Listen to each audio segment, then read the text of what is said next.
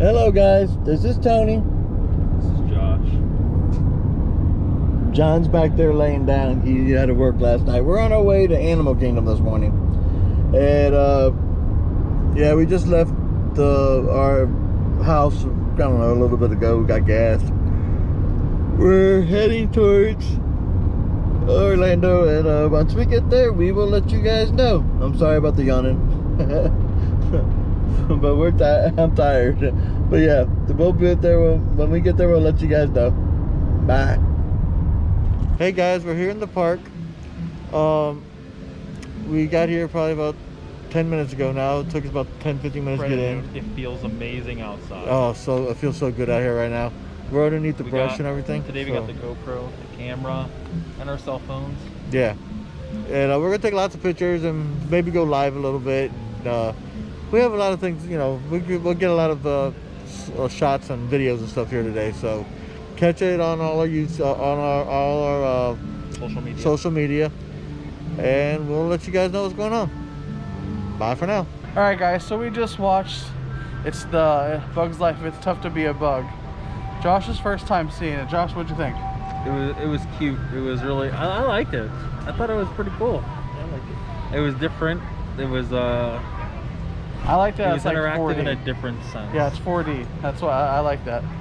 Like you feel things. Yeah, get sprayed and. I liked it. I'd do it again. Did it surprise you when you're? I like that better than Country Bear Jamboree. Tony's face right now. You can't really see it because he's wearing a mask on his hat, but pure disdain. Tony loves Country Bear Jamboree. Country Bear Jamboree. I don't like it either. There's Queen Tony driving off in his little chariot. All right, guys. We do usually get pretty lucky. Now this is a picture safari, so you are more than welcome to take as many pictures as you like. You have those cell phones, cameras, GoPros out and ready, because we are going to twin day on into the Little Turi Forest on our first journey here through the reserve.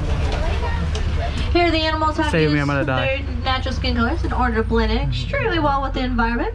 But trying to hide behind a tree over here on the right hand side is an okapi. Now many people do mistake the okapi to be part of the zebra family due to those fashionable legs looking like a zebra. Well, they're actually not. They're actually not part of the zebra family at all. Believe it or not, they're part of the giraffe family. Discovered back in 1901 by a British explorer by the name of Sir Henry Johnson. But hanging out on the left-hand side over here, the dark brown antelope are known as the bongos. Bongos are also known as the ghost of the forest, because typically during the day they do tend to hide extremely well, while being a little bit more active during the day. So while being more active during the night, so seeing them during the day does indicate that they do feel very safe in their environment that they are in. But up here on the hill on the right hand side is a bird. Yes, this bird is known as a saddle-billed stork. Saddle-billed storks do get its name because of that little bit of yellow on its beak looking like a saddle. Growing about 5 feet tall with a wingspan of about 8 feet long. But over here on the left hand side there are two species of rhinos here in Africa. One being the black rhino over here on the left. Black rhinos are actually the lighter of the two species, growing in only at 3,000 pounds. Now the horns on the tip of their nose, those horns are made out of keratin. Keratin is the exact same material that our fingernails and our hair are made out of. Those horns are completely pointless to us humans, but to them they do use them as a form of self-defense out in the wild. As there used to be over thousands of black rhinos, there are just under about 1,000 left out in the wild due to, unfortunately, poaching of those tusks. I did see a light brown antelope over here on the left. There they are. These light brown antelopes are known as the greater kudu. Greater kudus do grow to about 55 inches at their shoulder. Those two are females. Females will not have horns, while males will have. I want to record that. Well, as we leave the Little Turi Forest, our next journey is going to be into the Safi River. The Safi River is home to animals that do like to spend the majority of their time in the water, but they do also like to come up on land as well. As there is already a hippopotamus over here on the right-hand side. Probably a little bit hard for some of our friends to see, but don't you worry. Hopefully there'll be some more on the left-hand side, a little bit easier to see. But there are 2 species of hippos out in the wild. In Africa, we have the Nile hippopotamus. Oh, there's another one up here that just came up for a breath of air. The Nile hippopotamus is actually the larger of the 2 species, growing in at 5,000 pounds. They can hold their breath up to about a good 8 minutes long. They can sleep completely submerged under the water if they feel like it. They do not have to be awake to know when to come up for a breath of air. Kind of like these hippos over on the left-hand side are sleeping underneath the water, keeping themselves nice and cool. Actually not knowing how to swim, they either walk or glide on the riverbed. Been hanging out with the hippos over here on the island are a couple of pink-backed pelicans. Right now they don't look very pink, but they do usually get their pink coloration during mating season. During mating season, they are extremely social birds, as they do like to mate up with about a good 500 other pairs. They do get a very dull, very light shade of pink just right underneath those wingspans during mating season. It just ended about a couple of months ago.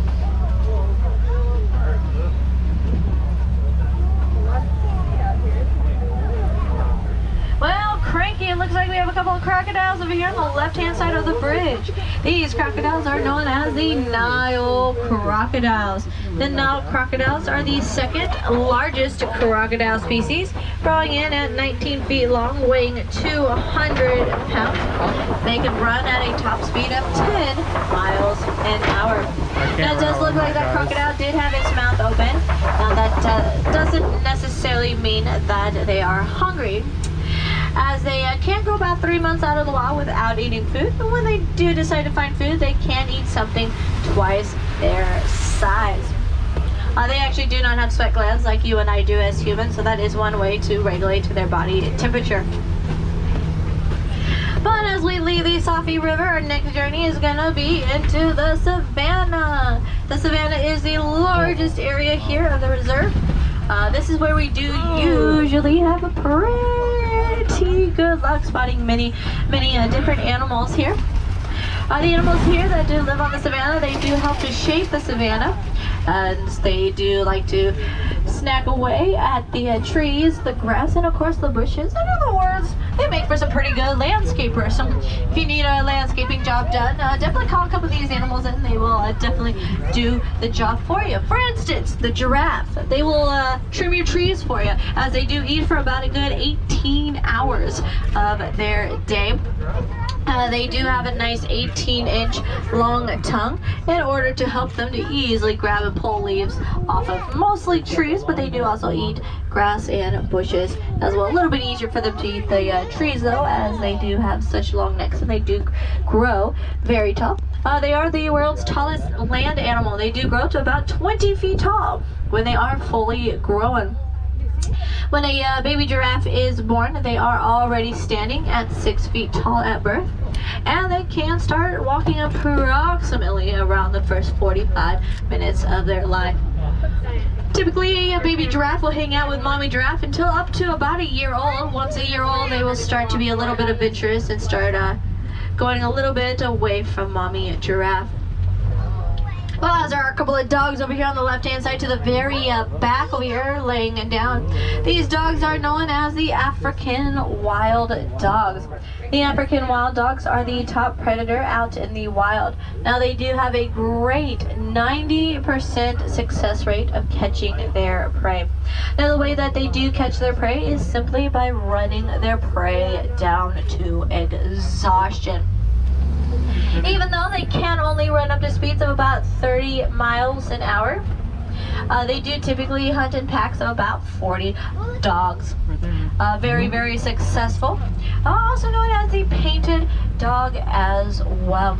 Well, giraffe. Probably a little bit hard to see because he's kind of hiding behind the giraffes over here. There is one behind the tree there. The light brown antelope are known as the Patterson eland. Patterson elands are the 2nd largest antelope out in the wild. They do grow to about 6 feet tall at their shoulder. Their horns are nicely pushed back in order to make nice quick getaways through the tall grass and bushes. All the way in the very back, the darker brown antelope there, known as the sable antelope. Sable antelopes are the emblem here of the Harambe Wildlife Reserve. Out in the wild, they do form herds up to about 30 females with one male to help them keep them nice and safe. Growing in at about 250 pounds. Both the Patterson eland and the sable antelope are typically found around southern Africa. Well, these guys right here hanging out on the left-hand side, these guys are known as the white-bearded wildebeest. White-bearded wildebeest do migrate up to about 1,000 miles every year. They do migrate up with about 1.5 million other wildebeest.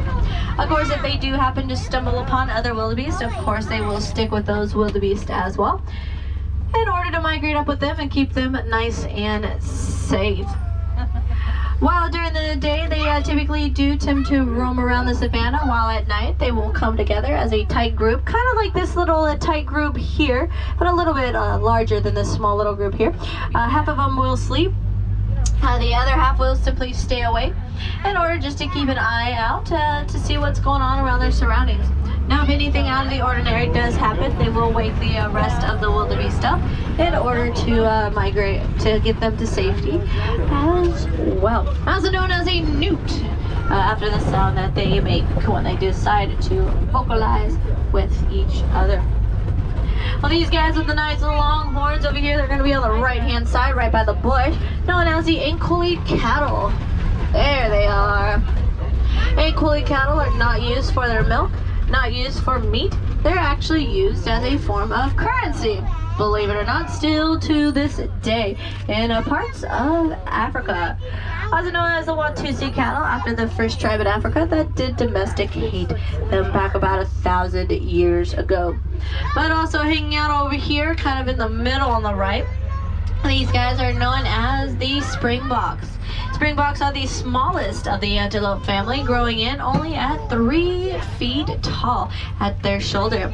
In my opinion, they are also the cutest of the antelope family as well. At a standing position, they can spring into the air to about a good 6 feet high, and they can leap to about a good 13. Well, all the way in the very back is a zebra or zebra. If you say zebra, you're not wrong. It is a zebra, also known as zebras. No two zebras are the exact same. They are all unique, their own special, unique way. That could be from the smallest little bit of a difference of their stripe to even the colorations of their black and white on their body, all the way back there by the palm trees, nibbling away at the grass. Now, typically out in the wild, you will find a small herd of zebras, typically made of about 3 females with 1 male. Of course, if there happens to be any cute little babies in the mix, which there are 2 babies on the reserve, that number can grow. Speaking of baby, I think that one is one of the babies all the way back there on the right. It's nibbling away at the grass there. Not even a year old yet. I think they're about around 6 to 7 months old now. Whoa. Whoa.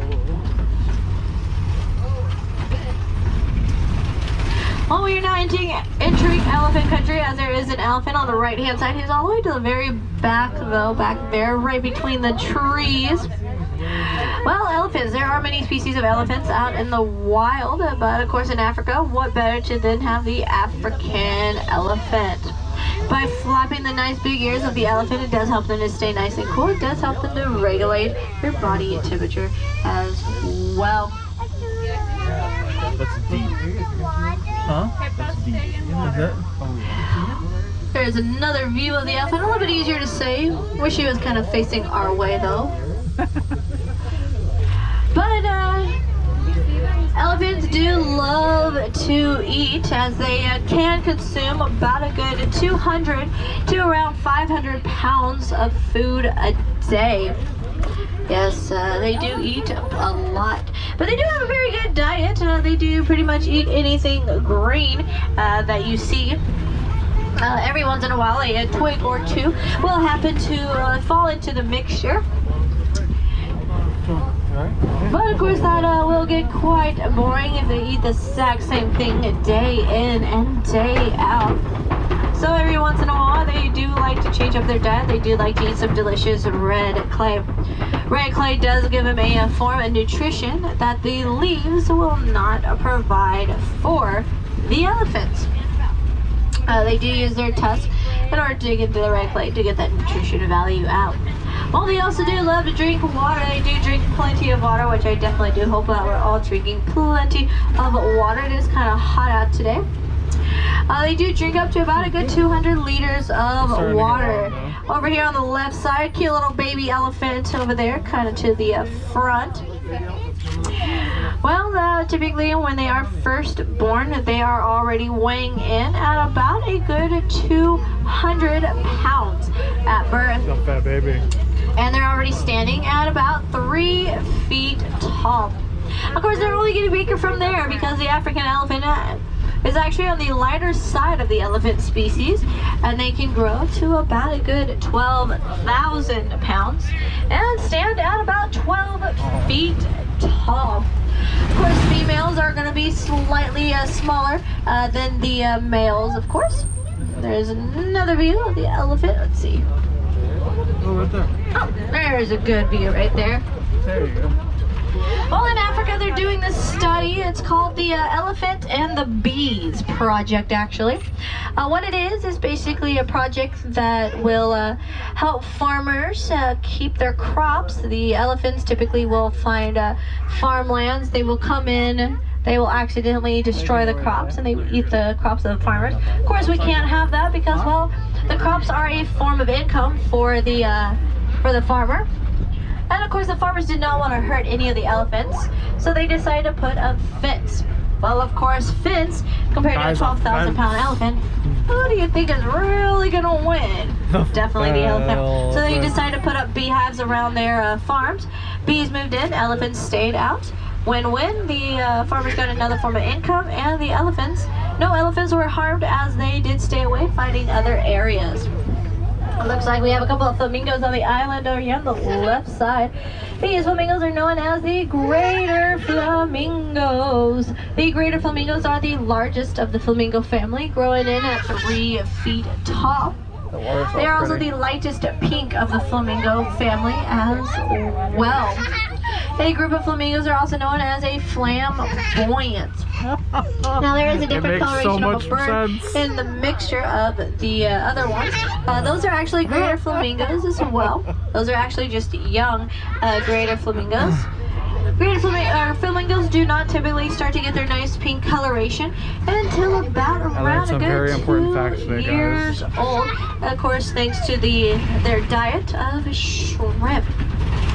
Yeah, it is prime shrimp. It does help them to give them that nice, beautiful pink color. They do not migrate. They just stay nice and safe at home during the winter. By keeping that leg up, it does help them to regulate their body temperature. Not just because.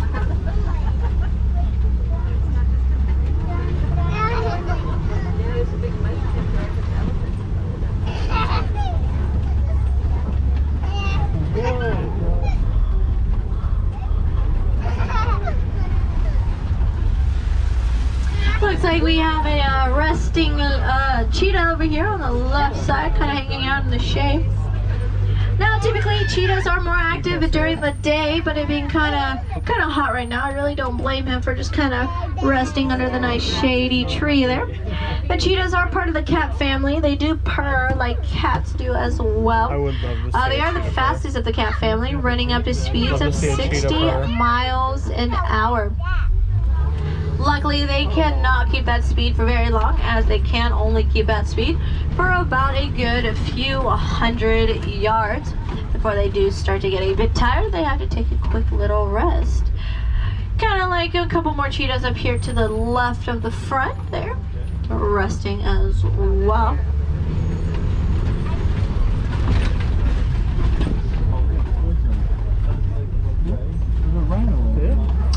Another part of the cat family, the lion. Male lion walking around over here. Well, lions. That is a male lion. Male lions do have manes. Those manes can weigh up to about a good 40 pounds. pounds. No, he's He's behind right behind the They do tree. tend to rest to up to about a good 20 hours of their day, where they are said to only be awake for about around 4 years of their life out in the I'll tell you wild. what, he's got a good idea. I want a nap already. Lions are very territorial animals. And there's a couple of white rhinos over here on the right-hand side, right behind the bush. White rhinos are the second type of rhinos here in Africa.